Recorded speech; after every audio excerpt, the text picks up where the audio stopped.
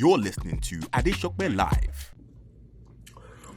Good morning, ladies and gentlemen, boys and girls. It's Adesope Live reporting live from San Juan, Puerto Rico for Afronation 2022 in Puerto Rico. Absolutely amazing place. Took me about 24 hours to get here, but hey, we're here. Beautiful people, beautiful place. The Afronation setup is by the beach, has the normal Afronation emblems and African, signage, and it's just a beautiful setup. And really good to see, especially coming from 2 years of hardship of the pandemic where we couldn't do anything. So when I got to the venue, I was stoked. Like a lot of other people, the organizers, the fans, hosting alongside DJ Prince and Young Prince. Shout out to my brother ckay. He couldn't be here. I had some business to attend to.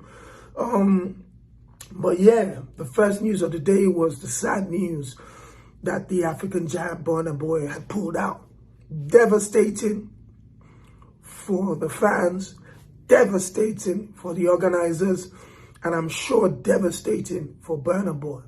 A lot of people have been putting messages on my Instagram since I've been sharing Burna Boy in Manchester, Burna Boy in Dublin, Burna Boy in Geneva, Burna Boy in Paris. People were like, we can't wait for Puerto Rico. The fans were so gassed. Situations beyond his and the organizers' control. And it's just sad, especially for Afronation, having gone through what they went through and putting up so much and trying to really break this United States market and promote our culture beyond Europe, beyond Africa, coming into the States, partnering with the Billboard charts to launch, the Afro charts here, really making incredible moves. And one of the Avengers that they pitched their tents on in Burna Boy sadly had to pull out. Again, it was a sad one, but it's happened before, where festivals sadly lose headline acts. I remember, I think it was Wireless, where DJ Khaled and friends pulled out and they had to look for a replacement. Luckily, they found Drake at the time. Shout out to Afronation for pulling out the stops to get the big boss, the biggest boss, Rick Ross, to step in just a few hours before the show and come down and do an amazing set. Listen, you got to do what you have to do. When something like that happens, you look for the next best thing to fill in the stop. And even though it's an Afrobeats, Afro pop festival, where in the States, you're looking for another monster to kind of step into that stage. And Rick Ross did that with grace, class, and he absolutely smashed the show.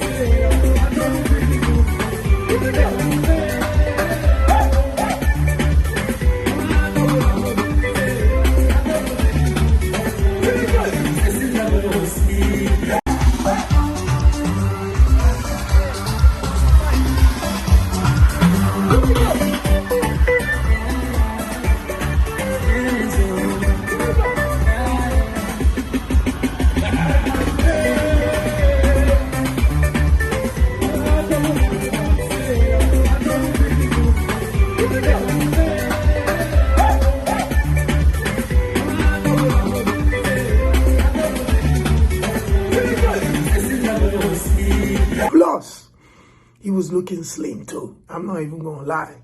But besides that, the festival itself, the organization, everything was fantastic. The setup was beautiful.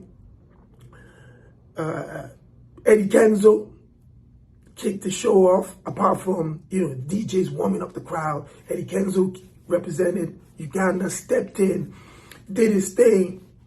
Afrobeat stepped in, did his thing. Omah, what can I say about Omah, man? This young prince is really, stepping up. Not only did he come through with his band, his set also had difficulties, especially with the rain. The rain, it wasn't trickling. It was thundering down. And at that moment, I looked at Omah. I wanted to know how he was going to handle this, because this is where you separate the men from the boys, the superstars from just ordinary performers. He took off his sweater. He looked into the crowd. He told them, are they ready to rock with him? He's ready to rock with them regardless of this pouring rain. The beautiful ladies with their new hair done and just absolutely stunning. They said, yes, let's rock on. And he rocked the stage under that rain. Omah definitely stepping up. Now, the rain was always coming through and trying to mess things up. So the fans, a special shout out to the fans, man, because they had to wait under some serious, difficulties. ckay and Tekno. ckay traveled over 60 hours to get to Puerto Rico. Tekno and ckay eventually were on a private jet coming in. The private jet was delayed for like 2 hours. And the Afronation organizers had to speak to the government to have it extended for another hour plus, to be able to wait for ckay and Tekno to get to San Juan and get to perform on stage. I know, if I was a fan in the crowd, I'd be pissed off, man. It's raining, I'm waiting, it's so long, I'm tired, But the organizers were pulling everything up just to make sure that, we had lost Burna Boy, man. Like, it would be a disaster if ckay and Tekno still couldn't make the show.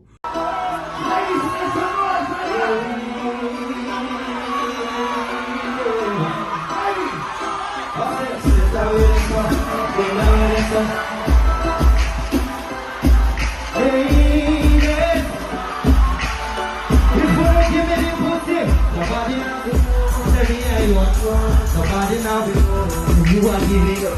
Nobody. I said nobody now know. Say me here you are for. Nobody now know. Say you are giving up. Nobody now know. Say you come over me yard. I say every time she come she go like she know wanna. And I tell me about. Sing along, sing along, sing along.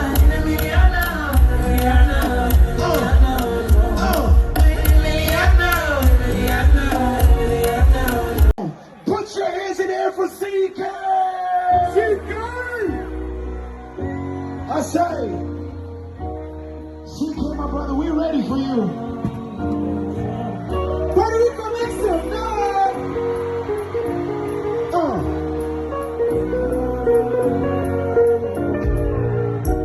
Because of you, every small thing we do to me, have you on my business, shine? Baby, on my mind, shine. Hey, baby, on your mind, let's go, say, kiss me through the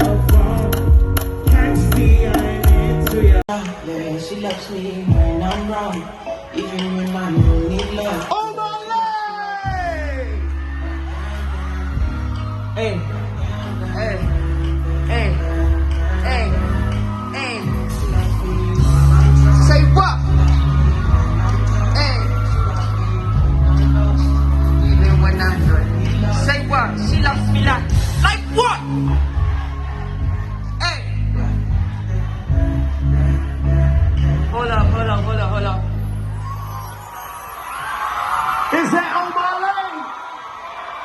How you guys fucking feeling tonight? Make some fucking noise one time, Puerto Rico, yo. Drop that shit one more time.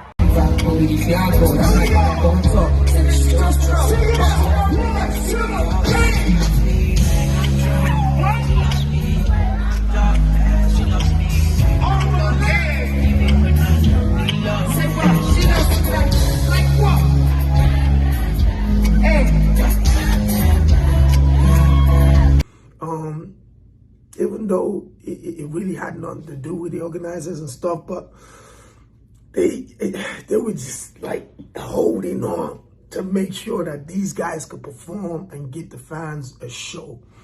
You know, day one was definitely very long, extremely tiring, but eventually ckay and Tekno came and performed after the headliner in Rick Ross.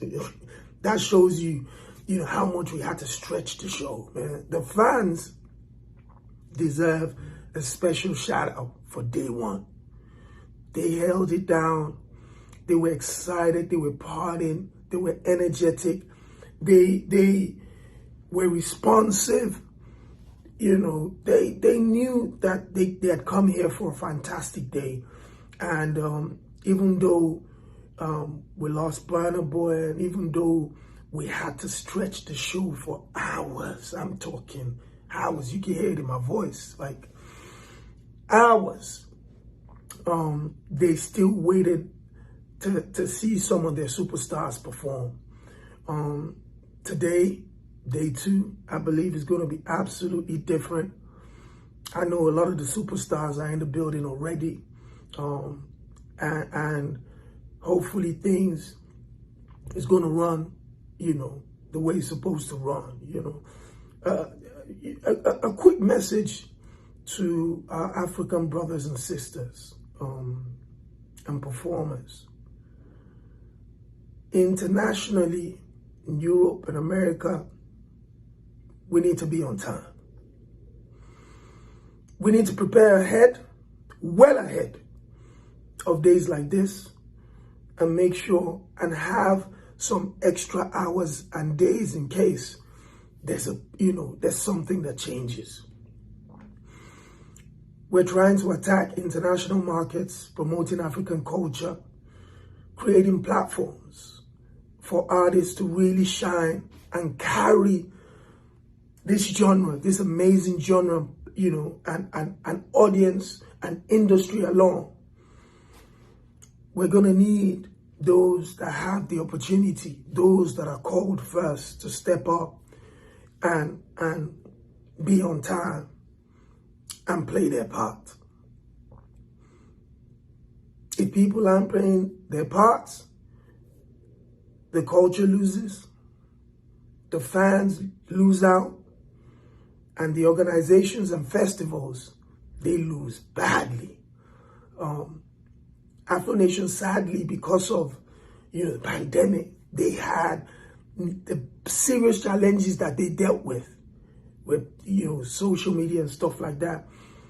But behind the scenes, they're pulling out all the stops to make sure the fans have the most incredible experiences. And, you know, our performers have to see it beyond just a business venture. This is for the culture. Even though we're all out here trying to get it in, we also have to think about the foundations we're putting down for the people coming, you know, behind us, the fans that are super proud that this means more than just, you know, partying. You know, it's representation. I'm looking at the crowd and I'm seeing, of course, again, 90% women, some of the most incredible Black, you know, women of all shades and all complexions coming out to be a part of. We're representing Kenya, Uganda. We play music from Liberia. We play Nigeria, Ghana, Ivory Coast. The list goes on. This means more than a paycheck. And our brothers and sisters need to be on time and really just respect that. Shout out DJ Prince and your Prince. We had a long ass day on the first day. Hopefully today is going to be a lot better. The sun's shining and we're going to really, really turn it up. Stay tuned for day 2 of Afronation Puerto Rico.